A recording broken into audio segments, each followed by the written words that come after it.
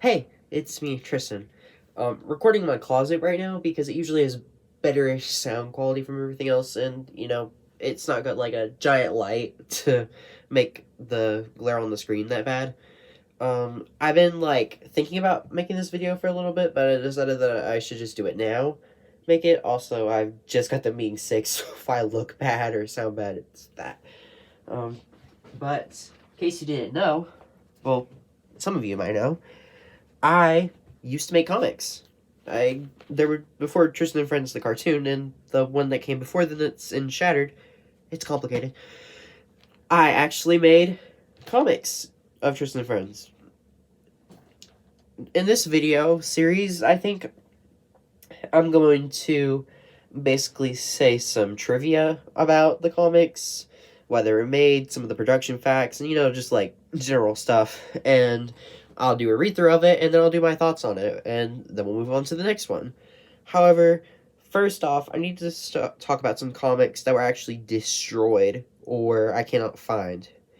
You see, currently, the first in the chronological order of things is this. I hope it isn't flipped in recording. It's called Finding Ethan, and it's mainly just me and my friend Katie looking for Ethan.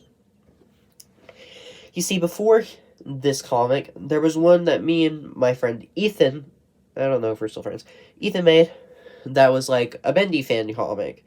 And, we would just like, go into the studio and stuff, and then like chaos ensued. And that kind of started my comic universe. Yeah, you see, it was destroyed because we constantly like fought and stuff over it. And it, like, they weren't that good, so he didn't want to keep them. But honestly, I just like them for the novelty, and they were kind of the beginning of my, like, universe, so I kind of needed them.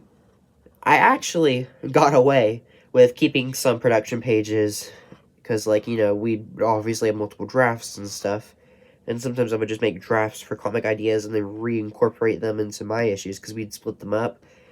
I actually had some of those, and I had, like, some actual comics of it, but they're either all lost or destroyed now. The ones that he had, which was 1 and 2, I know he destroyed it purposefully. 2 possibly wasn't destroyed by him intentionally, but it was destroyed by his cousin, or his cousin took it. The third one I had, can't find it. And then there was 2 parts, the fourth one, that I both had. The first one disappeared first, and now I can't find the other one. So, needless to say, they're probably lost media. I don't know.